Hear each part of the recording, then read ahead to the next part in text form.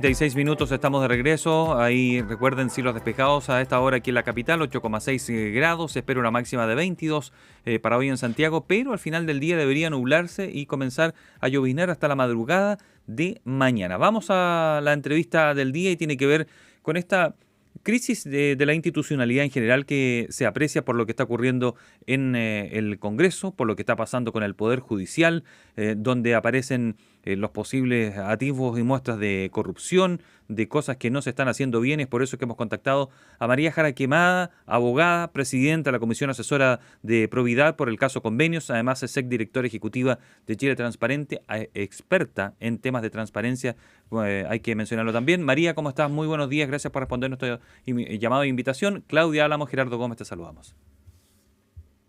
Hola Gerardo, hola Claudia, muy buenos días, ¿cómo están? ¿Qué tal? bien. Muy bien, muchas gracias y gracias por esta entrevista, porque la verdad es que empiezan a aparecer, sigue como este goteo de información. Tenemos ayer ya finalmente, ¿no es cierto?, se aprobó la acusación constitucional contra 2 jueces de la Corte Suprema, Sí. ni más ni menos. Digo, a veces si uno hace como un poquitito de 2 pasos hacia atrás se da cuenta como de la crisis más amplia. Las mismas declaraciones probablemente que hizo el fiscal nacional al reconocer tardíamente, digamos, después de haberlo negado, reuniones con Luis Hermosilla y Andrés Chadwick, como que empiezan a mostrar una institucionalidad que para muchos está en crisis o se empieza como a craquelar. Tú que te manejas en los temas de la transparencia, de la calidad de la democracia, ¿estás viendo una crisis así de importante como la están señalando algunos expertos o todavía nos queda, digamos, para poder avanzar hacia una crisis de marca mayor? A ver, yo creo que estamos en una crisis importante y son instituciones muy relevantes, especialmente hoy en día.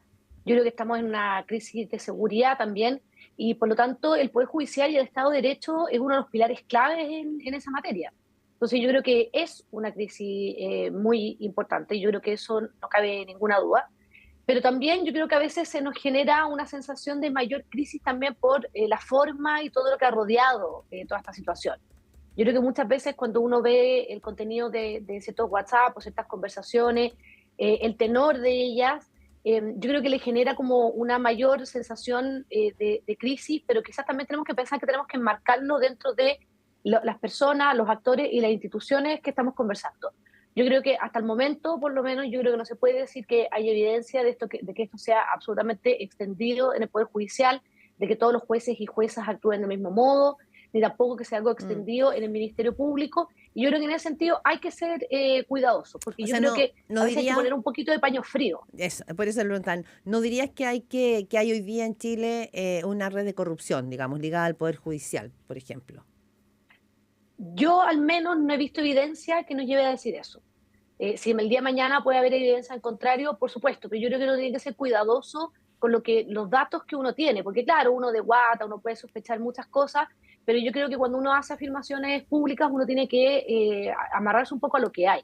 Y yo creo que efectivamente tenemos un sistema de nombramiento que se viene señalando hace mucho tiempo en todo caso, que es un sistema que puede perfeccionarse, que en muchos aspectos no considera elementos de transparencia y de rendición de cuentas que podríamos tener hoy en día en pleno año 2024, probablemente en los años 90, inicio de los 2000, donde no teníamos una ley de transparencia, no teníamos las redes sociales, no fluía la comunicación de este modo, no teníamos esta expectativa de transparencia y de rendición de cuentas de la ciudadanía, no hacía ese ruido, Mm. pero hace tiempo ya que se venía generando este ruido con el nombramiento del fiscal nacional la vez pasada, con el nombramiento, recuerden lo que fue el nombramiento del fiscal nacional también en esta ocasión, y con nombramientos pasados, recuerden el nombramiento que fue fallido de Dobra Luxic. Entonces yo creo que efectivamente no es algo que tampoco debiera sorprendernos, pero que yo creo que una vez más no supimos atajar a tiempo, no supimos reaccionar a tiempo y por lo tanto cuando nos estalla de nuevo este caso con estas posibles irregularidades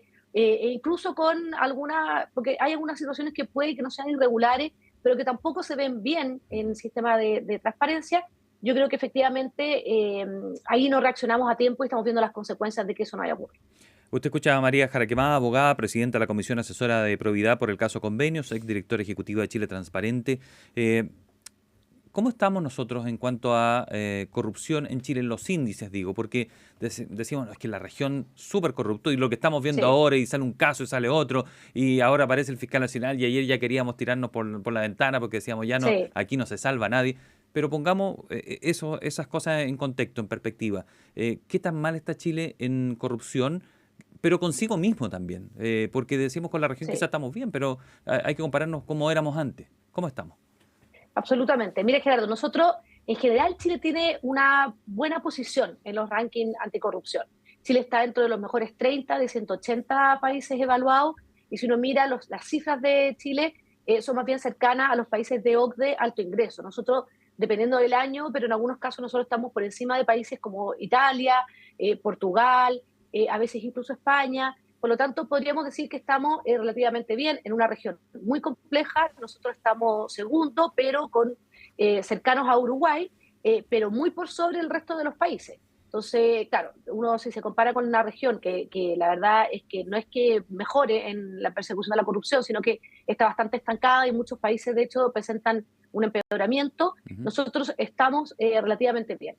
Ahora, a mí también me gusta esa comparación que tú señalas de compararnos con nosotros mismos. Y nosotros hace 10 años estábamos mejor. Nosotros en los últimos 10 años hemos caído alrededor de 7 puntos en el índice de percepción para la corrupción. El año 2014 estábamos en la mejor posición de América Latina, pasábamos por muy poquito a Uruguay y hemos ido cayendo de a poco. No hemos tenido una caída muy estrepitosa, pero hemos ido cayendo de a poco o quedándonos estancados durante estos últimos 10 años. Mm. Y yo me imagino, pero eso de fondo no tengo ni un antecedente, todavía no hay información, pero yo imagino que probablemente después de todos estos hechos que se han conocido en la edición de este año, que se irá a conocer a fines de enero, probablemente también haya una baja o no golpee. Por lo tanto, efectivamente, hemos estado mejor y yo creo que esto tiene que ver con muchas circunstancias, tiene que ver con, uno mira, ¿por qué? ¿Qué pasó el 2014 que empezamos a caer a partir del 2015? Y uno mira que efectivamente empiezan a ocurrir muchos casos que empiezan a golpear a instituciones relevantes nuestras, hasta los llamados Pacogate, el Milicogate, colusiones varias, financiamiento ilegal a la política, y así sucesivamente. Mm. Entonces yo creo que después nos pegamos una pequeña subida post reformas de la Comisión Engel, y yo creo que también hay que recordar ahí que se aprobaron 14 leyes en 4 años, lo cual es bastante. O sea, miremos que hoy en día nos cuesta sacar una Una. ley Mm. y en 4 años, con 2 gobiernos distintos, porque el gobierno del presidente Piñera continuó la agenda en algunos aspectos, se aprobaron 14 leyes. Bueno, Entonces ahí había, también nos pegamos una pequeña subida. sí. María Jara Quemada, lo voy a aterrizar como en temas bien puntuales. Por ejemplo, las declaraciones que hizo ayer el fiscal nacional, reconociendo, no lo había reconocido al comienzo, todos lo Sí, entrevistamos previamente, reconociendo que sí había tenido conversaciones con Luis Hermosilla, que es la figura, digamos, angular de todo este sí. tema, y con Andrés Chadwick. ¿Cambia el escenario hoy día, jueves 10 de octubre? ¿Es un escenario distinto con las declaraciones del fiscal nacional o no? A ver, yo creo que a las confianzas en las instituciones no ayuda en esta crisis que la información llegue tarde. Yo creo que efectivamente esta información ojalá hubiera llegado antes, porque tal como tú señalas, Claudia, fue entrevistado en muchas oportunidades. Yo no he visto todas las entrevistas, pero efectivamente en algunas le preguntan por WhatsApp. Entonces, efectivamente, él dice, no, más WhatsApp no había y es lo que él ha mantenido hasta el Ujú. día de hoy. Pero yo creo que esta reunión debiera haber sido transparentada. Y a mi juicio, y yo tenía otra opinión también en el caso de la ministra Grau, o sea, el ministro Grau y la ministra Roja y Contraloría opinó distinto. Por lo tanto, es una opinión mía en base a la información que tenemos y a la ley. Yo creo que incluso también debería de haber registrado posteriormente esa reunión como audiencia de lobby, dado que efectivamente señala que el señor Hermosilla le habría planteado situaciones respecto de 3 causas. Entonces, yo creo que efectivamente debieran, ojalá cuando estamos sumidos en una crisis de confianza, ¿Mm? cuando se va sabiendo la información a cuenta gota y con Mm. posterioridad, a la gente le cuesta confiar. Ahora, esto sí. Entonces yo creo que efectivamente debiéramos haber transparentado esto antes. Ya, ok. El tema de transparencia es la palabra clave, digamos, acá, pero en términos de la figura del fiscal nacional, considerando que acá hay varias aristas en curso, hay investigaciones y que incluso hay investigaciones penales. Sí. Ya quiero ir al fiscal Guerra, que me parece que es un tema interesante ese. Pero cambia el escenario en términos de las investigaciones, que más allá no solo de las confianzas institucional o de las personas. Esto tiene que dejarlo inhabilitado. El fiscal nacional hoy día está instalado, digamos, tiene que estar en la banca. A eso me refiero, a tu juicio, digamos, desde tu experiencia. Mira, yo creo que, Sí. el Ministerio Público tiene internamente los procedimientos para intentar garantizar que el fiscal nacional, si es que nosotros o sea, no se confía públicamente ¿Mm? o él considera que efectivamente no se dan las garantías de imparcialidad, se tomen las medidas necesarias para que eso ocurra. Y yo creo que eso puede ser una buena señal hoy en día, porque necesitamos, en casos como este, mostrar que las instituciones efectivamente están actuando de la manera más objetiva y más imparcial posible y darle la garantía a las personas de que hechos graves se van a investigar independiente de qué personas estén involucradas y van a ser sancionadas de modo acorde. Yo creo que eso, existen los procedimientos internos y se pueden gatillar y yo creo que es importante. Pero además, Claudia, voy a volver, aunque sea majadera, con la palabra transparencia. Sí, no, porque de acuerdo. una de las cosas que nosotros necesitamos para sentirnos tranquilos de que las cosas se están haciendo bien son las explicaciones. Entonces yo creo que muchas veces también es importante que cuando se tomen decisiones que están en el marco de las decisiones que pueden tomar las autoridades o las instituciones, es que se expliquen de modo adecuado para que las personas también sintamos que lo que se está viendo y lo que se está haciendo es lo que hay. Y no hay otras razones o otras situaciones detrás. Entonces, si se toma la decisión de inhabilitarse, perfecto que se explique. Si se toma la decisión de cambiar fiscales, de poner tales fiscales en estas causas, de tomar ciertas decisiones en las causas, que se expliquen de modo adecuado. Porque lo que pasó, y lo enlazo con la conversación que me imagino que viene, que anunciaste del ex fiscal Guerra, lo que pasó en esos casos fue que hubo explicaciones que no fueron suficientes y donde la propia institución del Ministerio Público, el Consejo de Defensa del Estado, los creyentes y muchas otras personas e instituciones no entendían las decisiones que se estaban tomando. Y ahora, al parecer, se están viendo algunas explicaciones que va a tener que determinarse si es eso así. Entonces yo creo que es muy importante no solo el actuar con transparencia, primero, además de generarle más confianza a las personas, hace que nosotros entendamos las razones que están detrás de las decisiones que se toman. Y eso yo creo que hoy en día es clave para que de verdad tengamos confianza en que estas investigaciones por casos gravísimos se están llevando de modo adecuado, no solo por nosotros, por la confianza pública y la ciudadanía, sino que también por el debido proceso y las personas investigadas. Usted escucha a María Jaraquemada, exdirectora ejecutiva de Chile Transparente, además abogada experta en materias de transparencia. María, ¿y hasta dónde tiene que ver con la transparencia el salir a confesar algo que se omitió por mucho tiempo a la luz de los hechos? Es decir, ¿se puede entender como una colaboración en la transparencia eso? Lo digo porque algunos, cuando ya están atrapados o porque aparece una conversación, sale a acordarse de cosas. Entonces no sé si eso da muestra de un sistema que está funcionando y que ha sido transparente. Más, Ángel Valencia ayer dice que no correspondía registrar esa reunión por ley del lobby. Tú decías lo contrario recién. Sí, a ver, yo creo que esto es un ejercicio de rendición de cuentas, por así decirlo. Las autoridades muchas veces en estos casos, aunque él haya considerado que se trataba de una reunión por un tema personal, dado todo lo que ha ocurrido y dado todo lo que se va conociendo a cuentagotas, yo creo que es importante aclarar este tipo de situaciones. También se le ha preguntado lo mismo a la fiscal que lleva el caso, Lorena Parra, y yo creo que también hay que tener algo claro, o al menos a mí me pasa que yo siento que a lo que ha ocurrido en hasta el momento en esta investigación, nosotros hemos estado viendo resultados, no hemos estado viendo muestras de impunidad o que se trate como de tapar esto o cerrar esto rápido. Eso efectivamente podría cambiar en el futuro, pero yo creo que viendo eso, al menos da la idea de que la institucionalidad estaría funcionando. Pero sí es importante que esto ocurra a tiempo, esta rendición de cuentas o estas explicaciones, porque si no, es cuando empiezan a haber sospechas por detrás de por qué no se hizo antes, habrá algo más, etcétera, y nos embarcamos en este tipo de discusiones y en este tipo de conversaciones que finalmente lo único que hacen es desviar el foco de lo principal, pero además poner en duda lo que está ocurriendo con el Ministerio Público. Y yo creo que eso es algo que no podemos permitirnos. Entonces, ojalá, yo espero que no vuelva a ocurrir algo así y que efectivamente se vayan transparentando a tiempo todo este tipo de situaciones para no ir mermando la confianza. Pero alguien podría interpretar que la institucionalidad en Chile funciona perfecto. Hoy podría ser destituida una jueza de la Suprema y el caso de ella no apareció hace tanto y corre el riesgo de hoy misma ya ser removida del cargo. Hay investigaciones contra Guerra.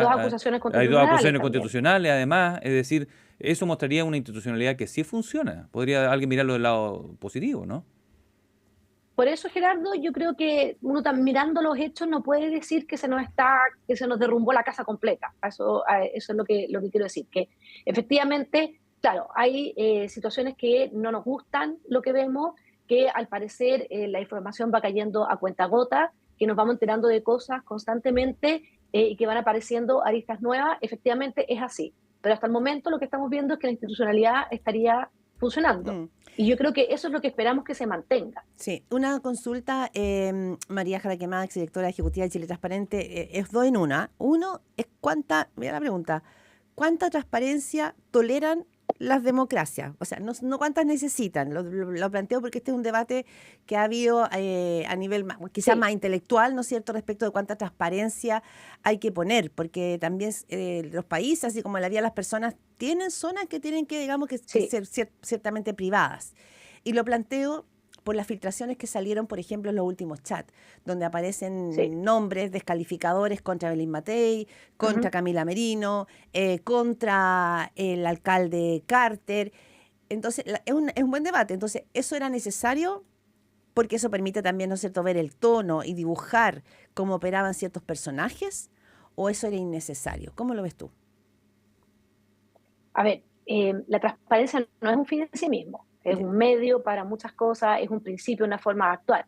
Pero por cierto que hay privacidad y por cierto que también hay causales de secreto, reserva de información pública en el caso de que pudiera afectar la seguridad, por ejemplo, etcétera, etcétera. Entonces, yo creo que nosotros esto yo siempre trato de marcar la diferencia entre lo que es la transparencia y lo que es muchas veces el exhibicionismo, o lo que es muchas veces, claro, no sé, un reality show, por ejemplo. Ya. Y Yo no esto, espero de la política o de la toma de decisiones de las instituciones que sea con una cámara que esté grabando todas las situaciones y que nosotros veamos todo. Yo entiendo que tiene que haber espacios de reserva, tienen que haber conversaciones francas, confidenciales. Lo que nosotros tenemos que ver después es por qué se toman las decisiones, por qué las toman. Entonces yo creo que efectivamente acá también hay muchas conversaciones que son privadas y que se hicieron en una expectativa de un ámbito de privacidad. Y por lo tanto, muchas veces cuando uno tiene esas conversaciones privadas con familiares, con amistades, con distintas personas, ocupa quizás tonos más coloquiales que no ocuparía si es que uno supiera que eso se va a hacer público. Dicho eso, yo creo que es totalmente reprochable ujú, los insultos y muchas cosas que se dicen en esos WhatsApp. Y son absolutamente reprochables y hay que hacerlo en público porque efectivamente nosotros debiéramos tratar de que ese tipo de tonos y ya. conversaciones Esa es una, no vayan existiendo, sí, en el fondo. el tiempo se nos... Pero yo también creo que nosotros no podemos esperar que todo se publique. O sea, yo no estoy de acuerdo con que tengamos que publicar absolutamente el WhatsApp entero del señor Hermosilla, porque hay conversaciones que son de su ámbito privado, hay conversaciones que tienen que ver con el secreto profesional que él como abogado ejerció, y Ujú. yo creo que lo que nosotros tenemos que conocer, y tenemos que conocer las investigaciones propiamente tal, es todo aquello que revista carácter de delito y que pueda ayudar a esclarecer eso. No sé, quizá yendo como un detalle, pero yo creo que las conversaciones, lo que se dice respecto a la alcaldesa Camila Merino, sí puede tener algo de relevante a las investigaciones, porque en el fondo está mostrando que a él le parecía reprochable a alguien que actuaba denunciando actos de corrupción apenas asumía el municipio. Entonces, eso probablemente sí tiene que ver con la ventilación que además hace de información confidencial de un caso que se estaba conociendo en ese municipio. Pero hay muchas otras que yo creo que efectivamente no aportan y que yo creo que se enmarcan en la privacidad de las comunicaciones, aunque sea impopular decirlo, y por muy reprochable que yo considero que es lo que se ha dicho en esos WhatsApp. María Jara Quemada, directora ejecutiva de Chile Transparente, además especialista en materia de transparencia, abogada, presidenta de la Comisión Asesora de Probidad por el caso Convenios. Te agradecemos esta disposición a conversar con nosotros y hablar sobre este tema que nos preocupa, qué tan complicado estamos a niveles de No, corrupción y transparencia. muchas gracias a usted. Gracias. Solo para cerrar, yo creo que también tenemos que concentrarnos en cómo vamos a salir de esta para adelante, aparte de, por supuesto, perseguir e investigar los casos y los hechos que se están conociendo. Muchas gracias, María. Muy buen día. Gracias.